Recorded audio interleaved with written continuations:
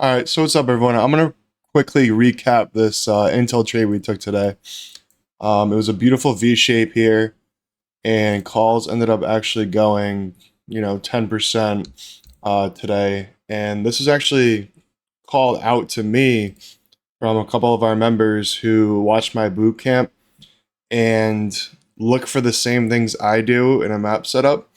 So shout out to them. They did a really great job calling this out. So this here was the map prior to open.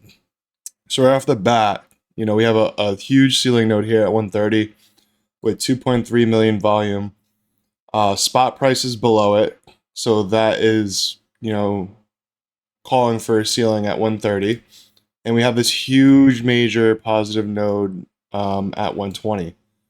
And pretty much, if you can see here, there's nothing really below that lit up, right? So that gives me really good confidence that 120 could be a huge, massive floor, and to hammer calls there, which we did today. And I mean, my next week contracts went 60%. I think today, this week's contracts went like 250%. So it was overall a great clean play. Before we even go into it, there's only three nodes lit here. There's this 130, the 125, and the 120. So a lot of air pockets in between.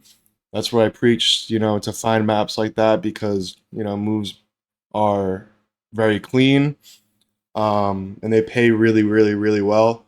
And that was one of my basic rules that I had to look for. So if you go into Atlas here, this is the replay of today. Right off the bat, you can see that there is this node here at 130. That's the one I pointed out. And there's this one here at 120. So we just played through the day here. Yeah, right off the bat, we already hit 130 pre-market. So when a node is hit pre-market, I tend to count that. The setup ends up playing out, and the map ends up playing out when open comes around.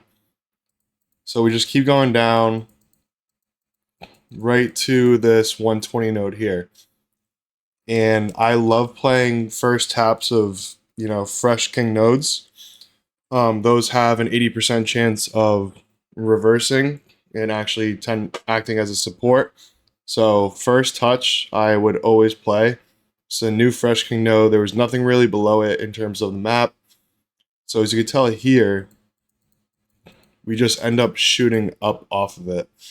And so there was this 125 node here that was lit, but I didn't think it would reject there just because the 130 node above it was much stronger.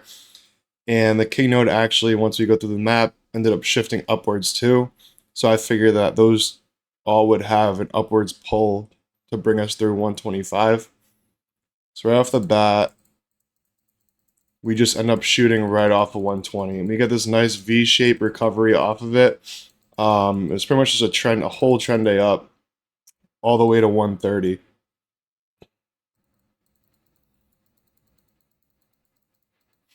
And then we actually ended up breaking above 130. We have this upside node here forming.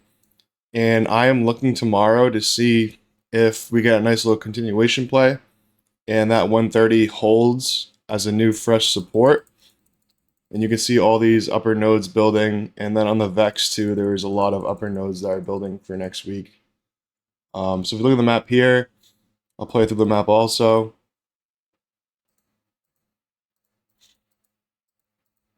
We hit 130 pre-market. We come down right into 120. We get a little bit of an overshoot of it, and we snap right back above it. And then when I was in this, I was looking at this 130 here. That was at 2.7 million. This 125 was at negative 1 million.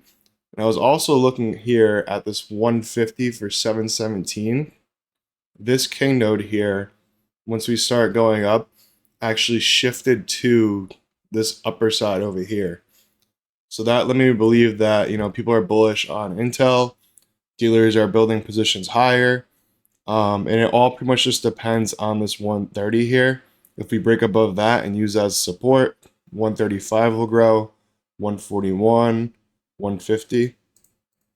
So we skip through.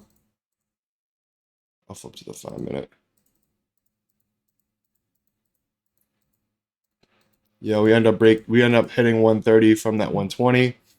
This 150 here ends up growing into the king node, and these upper targets at 141, 135, and 150 end up gaining volume.